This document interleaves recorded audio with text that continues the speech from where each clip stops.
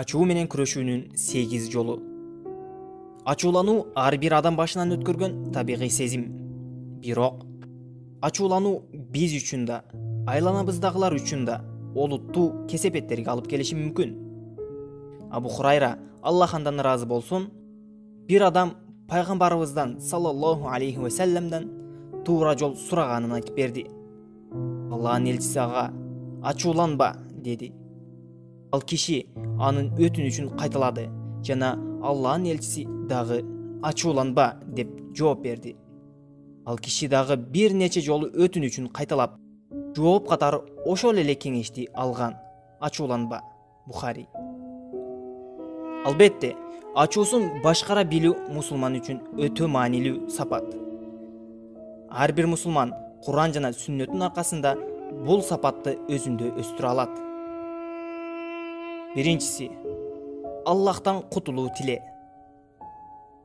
Сулейман ибн Сард айтат: мен пайгамбардын саллаллаху алейхи ва саллам жанында отурганымда эки адам бири-бирин сөгүп, биринин бети кызарып, мойнундагы тамырлар шишип кеткендей абалга жеткен.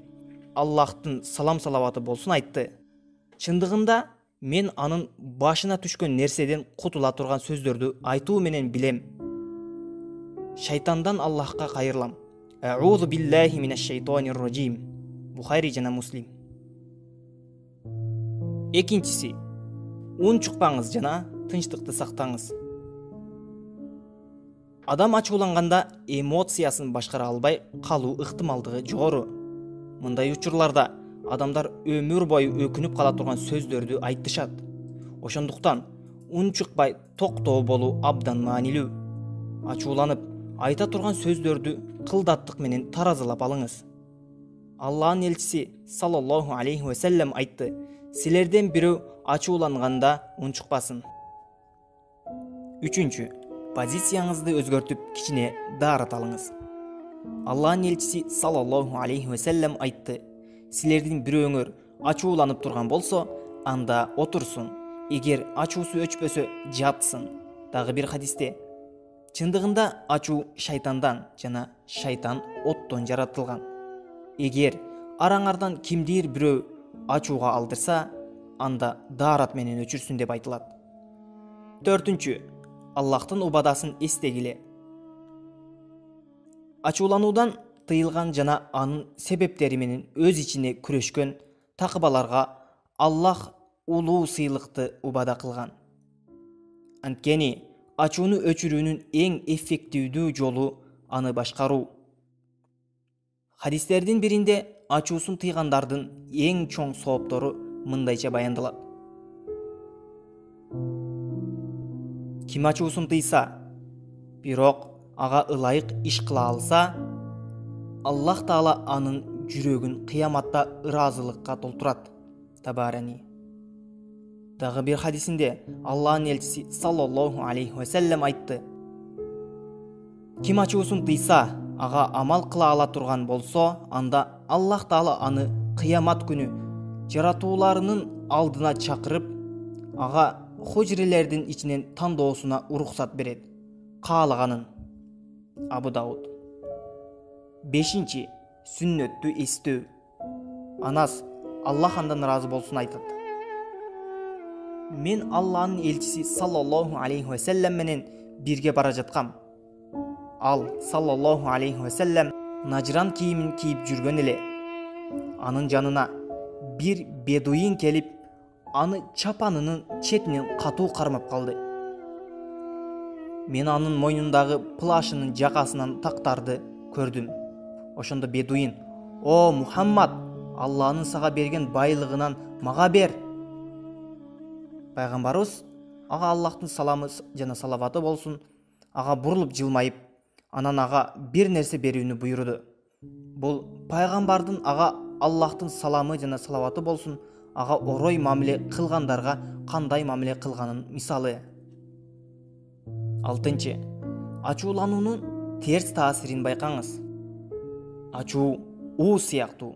Бир нече мүнөттүн ичинде ал адамда бар нерсенин баарын жок кыла алат. Нике, бир туугандык жана достук. Ачуулануу кан төгүүгө алып келиши мүмкүн. Адам бул таасирлерди билип, ачууланганда тандоодо өтө этият болуш керек. 7.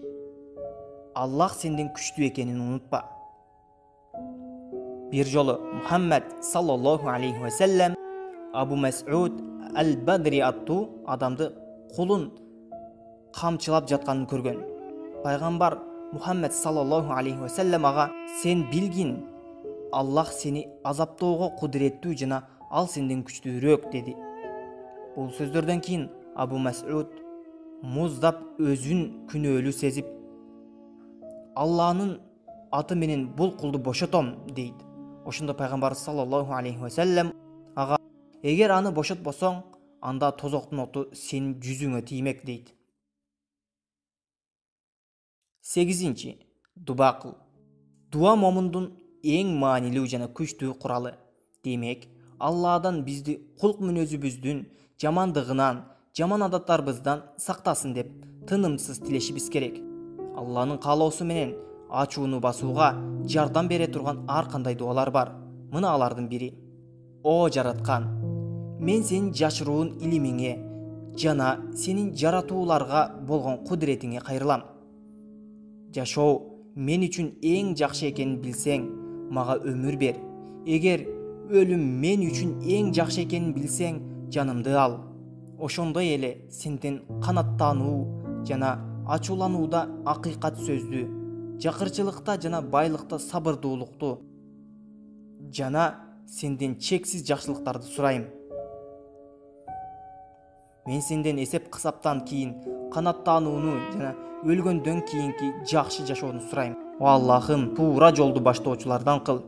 Ааламдардын Роббиси Аллахка мактоолор болсун. Ачуу сени күчтүү кыла албасын, унутпа. Алланын элчиси саллаллаху алейхи ва саллям айтты: "Башкаларды жеңе алган эмес, ачууланганда өзүн карманган күчтүү." Бухари Муслим. Ачуулануу дароо мамилени, ден соолукту бузуп, көңүлүн бузат. Ошондуктан биз ачуубузду башкарып, шайтандын биздин жашообузду талкалашына жол бербешибиз керек. Бул үчүн бул дүйнөдө да, тиги дүйнөдө да соопко ээ болобуз, иншаллах.